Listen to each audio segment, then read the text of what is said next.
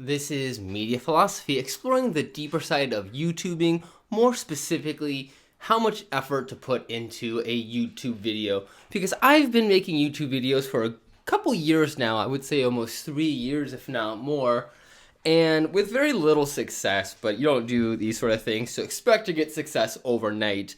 But there's one thing that I've sort of changed in my whole setup on how I present these videos. And before, I would write out a script and try to record it. There's actually been several iterations on how much effort I put into each stage, but regardless, the same basic setup for the last couple years has been me writing a script, recording the script, looking for B stock, looking for clips to go over the narration, and then releasing the video. And there have been some videos that I have been very proud of, a lot of videos I have been very proud of, and there have been a handful of videos that have found a little success. I've yet to really have a video that I would say organically have received more than 10K views. I'm getting close, but I haven't really reached that yet. But it really hurt. I don't know if hurt was the right word, but sometimes it would be just so disappointing when you would put so much effort into a video because, between writing, recording, editing, finding video clips, that's honestly, I would say, my least favorite part was trying to find video clips to go over and match what you were actually talking about. And depending on what subject you were discussing, finding some relevant clips could be very difficult. But regardless, the effort just to write it, to record it, it could take hours, couple dozen hours, 10 hours of video, maybe not that long, I don't know, it's hard to say because a lot of it is for fun, so it's not like I'm clocking into a job and writing down my hours, but time adds up here and there, and just to sit down and to think about an actual script and record it, and the hard thing is when you're actually writing the script out is it's like up to you to decide what you want to put in, what's relevant, because with YouTube, you're always fighting, trying to retain people, but trying to keep it interesting, but factual, but still kind of catchy and jazzy, but still try to retain your point. And it just seemed like a lot of effort with a lot of risk with those videos, where with these more free-form videos, I can feel that I'm still, getting a lot of the point across, and it feels a lot more authentic, and I would say that I'm actually able to get my point across somewhere in these 15-minute videos. If you look deep enough, you can find some sort of point. But I can discuss a lot of the things that I would want in one of those high-effort, try-hard videos. I can discuss those, and I think it's a lot more authentic, just coming from the heart or coming off the cuff or whatnot, where I don't know if I'm just a bad actor, but when I would record videos and read it, maybe it just came off weird, I don't know. But I think there is something about the authenticity of just speaking from the mind, and I think people do like that, and I mean, I would say that's part of the big appeal of a lot of these video apps, social media in general. TikTok is just giving people the chance just to talk and to share what's on their mind, and maybe this was a product of like the past of YouTube, when you could be like an independent video essay producer and still get some interest. Maybe that, and because that's when I watched a lot of YouTube, I think that was big, but I definitely stepped away from watching YouTube a lot in the last, I would say, like 10 years, so I don't even know what's super contemporary. But I would say that it is harder to kind of get eyes on your video essays nowadays, only because there's so many videos out there. And at least for me, the kind of videos, the kind of TV shows, movies, video games that I watch, that I play, have been popular 15, 20 years ago. They're past their prime. No one's searching for King of the Hill videos anymore. No one's searching for Hey Arnold comparisons or whatever like that. Kids are watching whatever, Five Nights at Freddy and Minecraft. Still, I guess, Minecraft is still big. But so I just know that with those high effort videos, I could try to articulate some sort of point and put a lot of effort into, having a concise 5-minute video. But again, I could put 10 hours into said 5-minute video, where these videos are pretty gratifying and fun and still get a decent amount of reception. And I think it's mostly because I'm able to release them in such high quantity. By releasing a video every single day, it keeps the algorithm, it feeds the algorithm. It's kind of like how with TikTok, the more you watch, the more TikTok knows who you are and knows what videos to show. As a creator, the more that you post, the more YouTube understands who you are, who your audience is, and who to promote your videos to. So when I was making those more high-effort videos while juggling real life and a job and just keeping myself alive while doing chores and whatnot, it was hard to find the dedicated time, the mental focus to sit down and either edit or find video clips and then cut those edit video clips into its necessary parts, while also trying to not get DCMA'd by YouTube's auto moderator tool, whatever it is. It was just a lot to juggle, where again, with this style, this more talking head video style, I feel like the people who want to actually listen and stick around can watch and listen, whatever. Like, what I'm trying to say is, I guess what I've realized from talking to people, because I don't really watch YouTube, is no one really even watches things anymore, and that's what I was stuck in, and that's the thing I wasn't really understanding 2 years ago, is that a lot of people use YouTube as a background noise, as a way to go to sleep. If anybody wants to honestly support me, let me be your sleep YouTuber. Let me rack up those watch hours.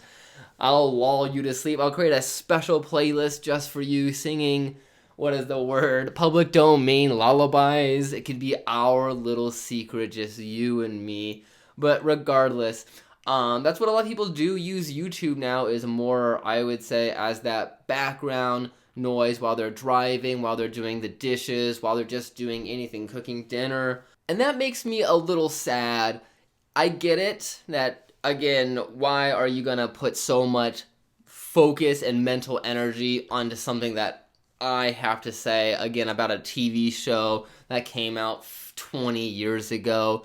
So I'm going to just stick to these videos for a while, but I do want to get back to the more high effort content, because those are a lot of fun to make, because I want to be focused really on the story of a video, the emotional flow of a video, the ups and downs of presenting a topic.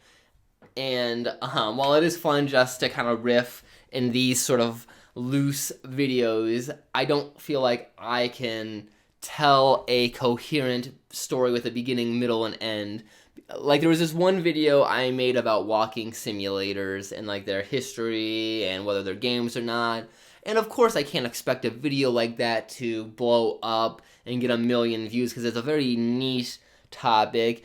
And let's just be real, the way I presented the information probably wasn't that interesting, because and nowadays the viewer themselves are so sophisticated that it's so funny that what could be a very grassroots individual operation could have a whole team of people behind the presenter who is writing for them, editing, finding the B stock, all of that, finding audio and whatnot. I mean, that's a lot to juggle on a single person. So depending on what video essay YouTuber that you like, or just whatever kind of YouTuber you like, there could be a whole production team behind them. It's insane to think that there's even YouTubers out there with agents behind them, like talent agents. And that's just something you don't really expect in this sphere, because people are really good in YouTube as presenting themselves as just being so, again, authentic. And I think that's how you succeed in this social media sphere, is you have to be, more vulnerable, more yourself, I think people are sick of the scripted videos and whatnot. Even though, again, that is sad because that is the entertainment that I want to make. My ultimate goal, which is going to be a different video, is to have something be a little bit more of a higher level. So honestly, I want to just kind of build up a whole backlog of these talking head videos. So I kind of have that cushion to pursue some more higher level videos and stories and whatnot. But I really just want to gain that audience because, again, it hurts to make a video. It hurts is a kind of a weird word because, again, it's not like anyone's twisting my arm to do this. This is a complete hobby of mine that I'm willing to do. So hurt isn't the word, but a little disappointing when you put so much love into something and it's not like you're expected to get views. You can't just guarantee views. I mean, YouTube's just trying to show the best videos to the right people and whatnot. And I think that's what actually hurts. Isn't that a video fails, it's that I fail to connect and resonate with people, that the choices that I made either in the script or the way I read the script or the clips that I use, the music, whatever, just doesn't jive.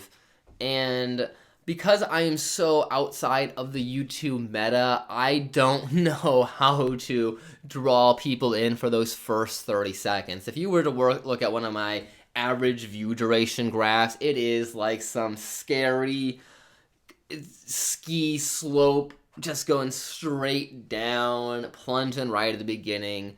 Whether it was my high effort content or this, I mean, obviously with this, I understand why people are jumping ship right away once they hear how incoherently I can string sentences together. If you're still here at this point, again, I just want to say thank you. I'm giving you a thumbs up right now, and I appreciate you being here. And I hope that you keep coming back because as I start seeing recurring viewer numbers go up and I start having a backlog, I would love to actually tell those deeper stories in a more meaningful and deliberate manner. At least try to. And it's just, the thing is, when a video that you work so hard on only gets like 100 views, it's hard to say whether what the failure was. Was it, if only, 50 people saw it, how do you decide what to change next time? Where this, it's so low risk that even if a video bombs, I feel like honestly just recording these videos have made me a better communicator outside in the real world. If anything, if you're watching this is my advice to you, to just start a 10-15 minute daily vlog, blog, diary, oral diary, whatever you want to call it, but it might just help you outside in the real world some way, somehow. All I know is, in the real world, when I start getting a little bit rambly, I've been able to somewhat get back on track, and that's thanks to these videos. So maybe in the end, it is good that I've adopted these new style of videos, not just for myself, not just for the YouTube metrics, but for a personal development perspective. So, but no, I do have a lot of hope that in just a couple months, with this sort of pattern of continuously releasing videos and you viewers hopefully sticking around, hopefully enjoying what I have to say every once in a while, I hope to gain the confidence to once again release those more high effort videos so we can, discuss something, and like I said, in a bit more deliberate manner where you don't have to wade through 12 minutes of garbage to find 30 seconds of coherentness. But this is Media Philosophy, exploring the deeper side of entertainment.